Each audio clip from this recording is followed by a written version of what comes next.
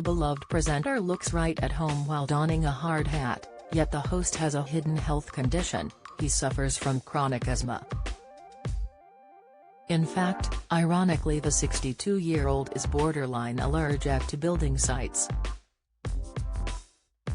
Due to his condition, the star has to take extra precautions when on site, avoiding shots where there are ceilings coming down or carpets being laid, as these could all trigger an asthma attack. In 2019, the Office for National Statistics reported that deaths from asthma attacks were the highest they have been in the last decade and have increased by more than 33% over the last 10 years. Although the condition is common, it can prove to be deadly, and even worse, there is no cure. Talking to Asthma UK about when he first started noticing symptoms, Kevin said, "I was on a long coastal walk around the west coast of Scotland with a friend. As we climbed one particularly steep hill, I started to really suffer. I just couldn't breathe, I was wheezing and my chest was tight.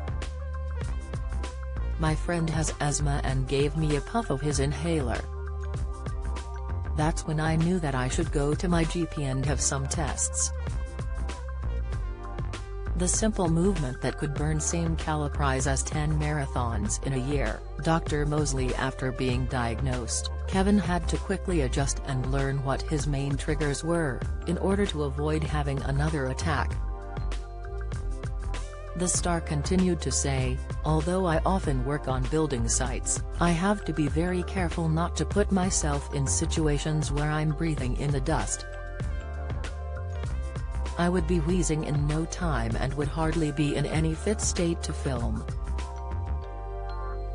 I can usually feel dust if it's around me. If I see any sign of a dust cloud, then I move away from the immediate area. I go around the corner because I just can't take the risk.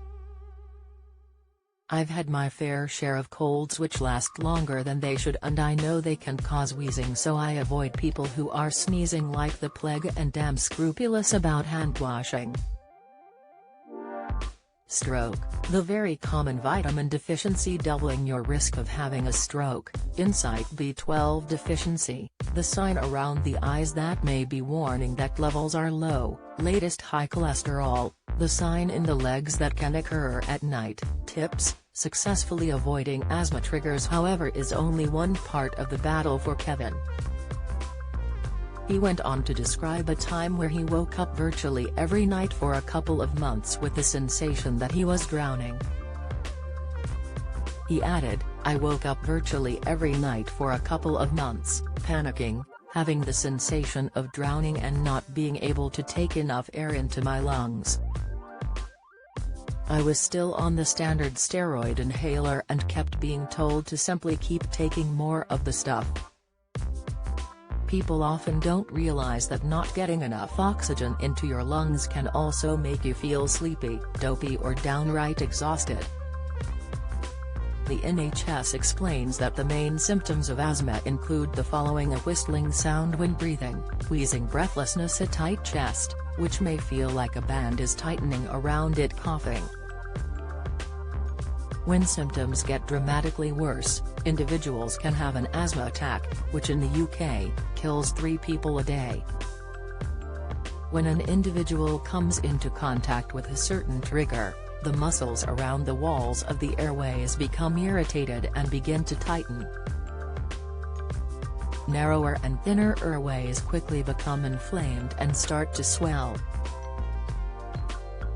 As well as this, sticky mucus or phlegm often builds up, which can cause further narrowing of the airways. Similar to symptoms of asthma, signs that you or someone close to you may be having an asthma attack include: your symptoms are getting worse, cough, breathlessness, wheezing or tight chest. Your reliever inhaler, usually blue, is not helping. You're too breathless to speak, eat or sleep. Your breathing is getting faster and it feels like you cannot catch your breath. Your peak flow score is lower than normal. Children may also complain of a tummy or chest ache. Often the condition is treated with an inhaler, a small device that lets you breathe in medicines. The two main types include a reliever inhaler and a preventer inhaler.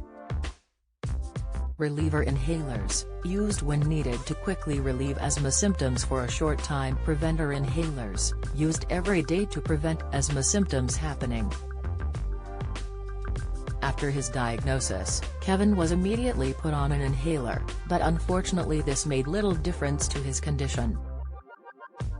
In a bid to try and find a suitable and effective form of treatment, Kevin tried everything from nose drops to antihistamines. It was not until he was prescribed strong steroids that he finally saw some results. People say, but steroids must be so bad for you, to which I say, without them, I wouldn't be here, Kevin said. Within 3 days I went from exhausted to superhuman. At my next visit I was prescribed a combined preventer and reliever steroid inhaler, which keeps my asthma much more under control.